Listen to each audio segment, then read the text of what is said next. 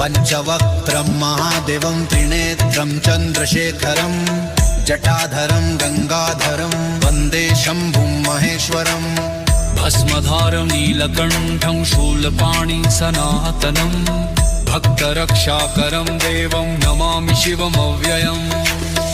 रक्ष रक्ष त्रिनेत्र शम्भो पातु पातु चन्द्रशेखर रक्ष रक्ष नीलकण्ठ त्राहि मां गंगाधर पूर्वे पातु त्रिनेत्रेश दक्षिणे पातु नीलकण्ठः पश्चिमे पातु शूलपाणिः उत्तरे पातु विश्वनाथः ऊर्ध्वे पातु चन्द्रशेखरः अधस्तात् पातु पशुपतिः सर्वतो मां सदा पातु पञ्चवक्त्रः सदाशिवः